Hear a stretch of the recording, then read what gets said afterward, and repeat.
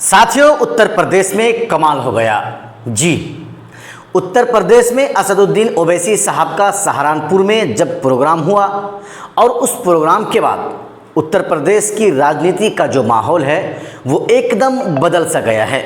और आप जानते हैं, जब जब असदुद्दीन ओवैसी साहब उत्तर प्रदेश में सभा करते हैं, जब जब असदुद्दीन ओवैसी साहब सिर्फ उत्तर प्रदेश नहीं बल्कि कहीं भी जब उनका चुनावी सभा होता है तो उसके बाद से जो चुनावी जो सरगर्मी है वो तेज़ हो जाती है।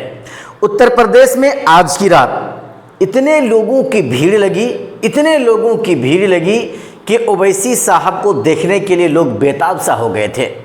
और यही भीड़ इस बात की गवाही दे रही है कि इस बार जब विधानसभा का चुनाव होगा अगले साल 2027 में उत्तर प्रदेश के अंदर, तो एमआईएम पार्टी एक इतिहास बनाने जा रही है।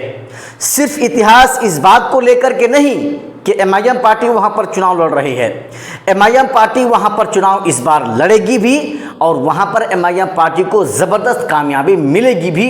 ये मेरा नहीं, ये लोगों का मानना है, ये विपक्ष का भी एक तरह से सवाल है, मानना है। साथियों, मैं आपको बताऊं, एक बार असदुद्दीन ओवैसी साहब जब वो सभा में भाषण कर रहे थे तो टॉर्च इतने ज़्यादा लोगों का जल रहा था, यानी जितने लोगों के पास मोबाइल था सभी ने अपने हाथ से जो है मोबाइल को लेकर ऊपर किया हाथ को और अपने अपने मोबाइल का जो टॉर्च है उसको जलाया। और जलाने के बाद लोगों ने इस बात की गवाही दी कि इस बार उत्तर प्रदेश में जब विधानसभा का चुनाव होगा तो एमआईएम पार्टी एक बहुत बड़ी कामयाबी की तरफ जाएगी। जी, 2022 का हवाला कुछ लोग दे रहा है, कुछ लोग ये कह रहा है कि 2022 में भी एमआईएम पार्टी चुनाव लड़ी थी और इस बार भी एमआईएम पार्टी चुनाव लड़ेगी। तो भाई, एमआईएम पार्टी के चुनाव लड़ने से फर्क क्या हो जाएगा? ऐसे लोगों को जो एमआईएम पार्टी के चाहने वाले हैं, ऐसे लोगों को जो एमआईएम पार्टी का कार्यकर्ता है, जो एमआईएम पार्टी का वोटर्स हैं, वो इस बार जवाब देने को तैयार है, वो इस बार जवाब देने के लिए बिल्कुल फिदा है। उत्तर प्रदेश में 2022 में जब विधानसभा का चुनाव हुआ था उस समय एमआईएम पार्टी का इतना लहर नहीं था, या यूं कहे तो ओवैसी का इतना ज़्यादा लोकप्रियता उत्तर प्रदेश के अंदर नहीं था। लेकिन इस बार जब चुनाव होगा भाई साहब, अनबिलीवेबल होगा। यानी ऐसी चीज़ आपको देखने को मिलेगा जिसका आप शायद तसव्वुर भी नहीं कर रहे होंगे या तसव्वुर में भी, सपने में भी सोचे नहीं होंगे। एमआईएम पार्टी को लेकर के लोग इस बार बहुत ज़्यादा उत्सुक हैं। अखिलेश यादव जो मुसलमानों का रहनुमा बनने की कोशिश करता है, दावा करता है, अखिलेश यादव जो मुसलमान वोटर्स को अपनी ताकत, अपनी मजबूती समझता है, ठीक उसी तरह से ओवैसी भी मुसलमानों को अपनी ताकत समझता है, ओवैसी भी मुसलमानों की वोटर्स को अपनी ताकत समझता है। अब ओवैसी को लोग वोट करेंगे या अखिलेश यादव को वोट करेंगे, इस बात का फैसला उत्तर प्रदेश के मुसलमानों का लेना है। उत्तर प्रदेश के मुसलमानों को इसलिए भी लेना है कि उत्तर प्रदेश के मुसलमानों के साथ हमेशा से नाइंसाफ़ी हुई है। जब जब चुनाव का वक्त आता है उत्तर प्रदेश के मुसलमानों का रहनुमा बन जाते हैं लोग, लोगों को बहला फुसला कर वोट तो ले लेते हैं, लेकिन उसके बाद फिर से एमआईएम पार्टी तो अभी आई, जब वोट ले लेते हैं, जब सरकार बन जाती है, जब उनका काम हो जाता है तो फिर मुसलमानों को अपनी नज़रों से दूर धकेल देते हैं, यानी मुसलमानों के हक और हुकूक की बात फिर नहीं करते हैं। साथियों, ये जो भीड़ है वह इस बात की गवाही है। ओवैसी साहब को देखने के लिए इतने लोगों की भीड़ शायद आप सोचे भी नहीं होंगे।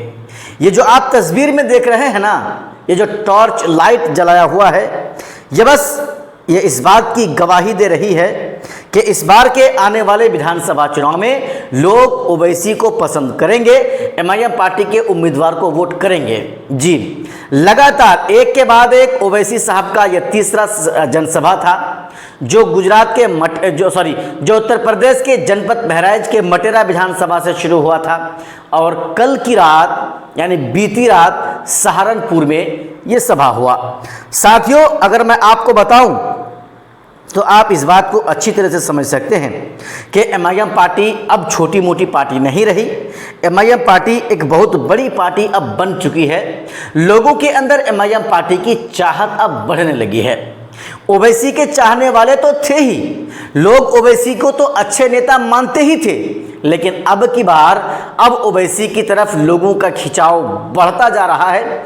लोगों की तरफ लोगों का जो रुझान है वो बढ़ता जा रहा है। जी हाँ, आप अच्छी तरह जानते हैं कि कल जब से ओवैसी साहब का सहारनपुर में ये सभा हुआ है, उसके बाद से माहौल एकदम सा बदल गया है।